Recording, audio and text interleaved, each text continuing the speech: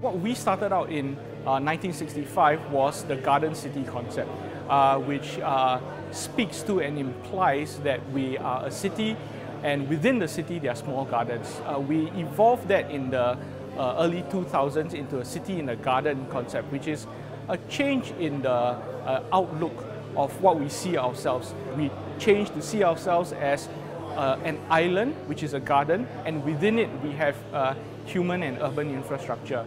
It is a first step towards an aspiration of the entire city being an urban ecosystem. All living things in harmony with all urban artifacts, such that the inputs, the effects, the impacts of urban life, urban living and human activities are offset by what we have in the natural environment. It's a very nice idea and vision to aspire to, and I think what we are hoping to do is really move away from the implication that it is manicured and go towards a more organic sense of what a city should be.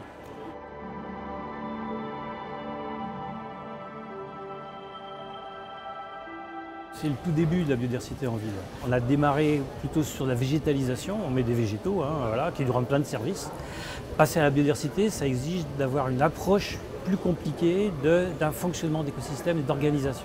Du fait même qu'on va permettre à certaines espèces de s'installer, on va les protéger. En même temps, il faut qu'on ait des réflexions qui sont en cours sur quel type d'espèces on va installer en ville et donc on va protéger, quelles sont celles qu'on va favoriser. Et puis il y a plein d'espèces rares qui ne vont jamais s'installer en ville. Donc du coup, il ne faut pas non plus dire que la ville va être l'avenir de la biodiversité. C'est certainement pas vrai.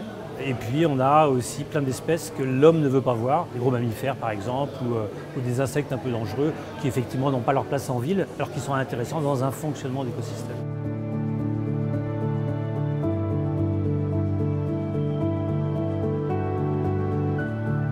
Le changement climatique est lié, maintenant on le sait bien, largement à cause des activités humaines, est compensé par les activités de cette biodiversité qui régulent les pollutions, qui régulent l'eau, etc., etc. Donc les deux sont liés, et notamment la végétalisation de la ville par exemple. C'est un des services qui permet d'atténuer très fortement ces îlots de chaleur par exemple, des choses comme ça. Donc il y a une liaison entre protection de la biodiversité et réflexion sur le climat.